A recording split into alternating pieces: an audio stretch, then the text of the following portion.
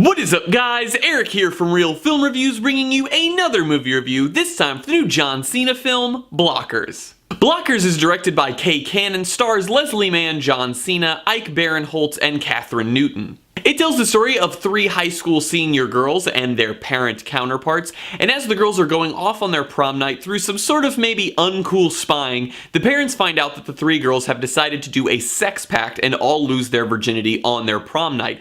The parents disagree with this and decide that they have to do something to stop that. They have to go to prom, they have to go to the parties the girls are at, and basically it is a game of cat and mouse where the girls are constantly moving around on their prom night, going to all these different locations, trying to complete this pact while the parents are chasing them down and all kinds of funny antics are going on. One of the big things being talked about with this film is the way that it sort of changes the formula of sort of the high school sex movie. And I think that that's really interesting, and it's also something very good about this film, because traditionally this genre sort of treats women as either just they're hot or they're sort of annoying buzzkills. And I think that it sort of took that and threw it in the garbage where it sort of belongs and gave these women this like great empowerment. Instead of it being about dudes trying to get it in, it's about these three girls who sort of through their like bond of sisterhood and friendship decide that they're going to do this together to create this shared experience and this wonderful memory before they go off to college. And it's a very feminist film in that way, and I thought that that was great because it took a genre, like I said, that normally doesn't respect women as much as it should,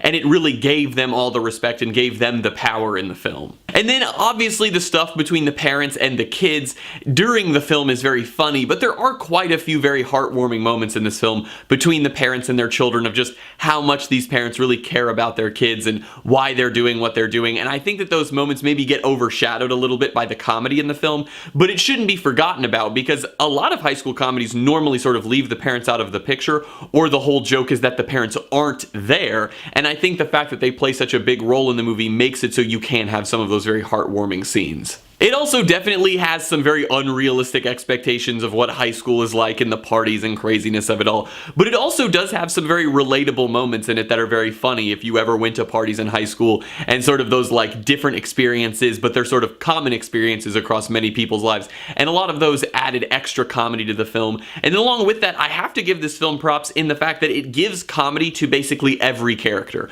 So obviously the three parents are the characters that you would assume get all the comedy: John Cena, Leslie Mann, and Ike Barinholtz.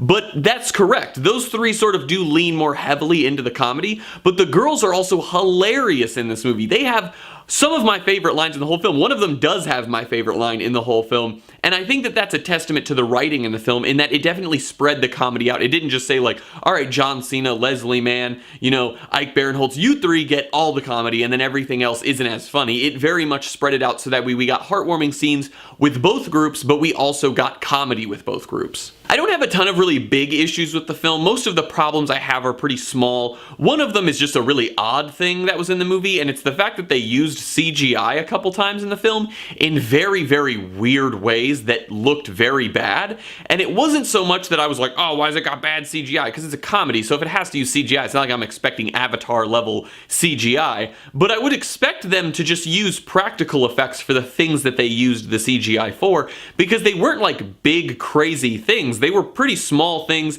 and things that are pretty easily done with practical effects, so I didn't really understand the choice there because it definitely pulled me out of the movie with how fake it looked. The pacing is a little off at times. Some scenes really just linger longer than they need to, or it takes a little too long to get to a certain scenario that we know is all coming. And it's not really that it sort of ruined anything, it just sort of felt like if we would have maybe sped up certain scenes, there were other scenes in the film that I think you could have stretched longer to make them even funnier, because they felt like they were maybe cut short a little bit. But it just sort of, there's certain sequences, there's one in particular that sticks out in my mind that definitely goes on longer than it needs to, and it gets very repetitious in the way that it goes. And then the comedy of the film. No comedy is really perfect. There's very few that have perfect jokes that hit constantly, and this one definitely had some kind of cringy jokes that didn't really hit their mark and sort of missed kind of hard. And it's not to say that the movie wasn't funny. I definitely had a good time with this film. I think that it has a lot of really good comedy in it,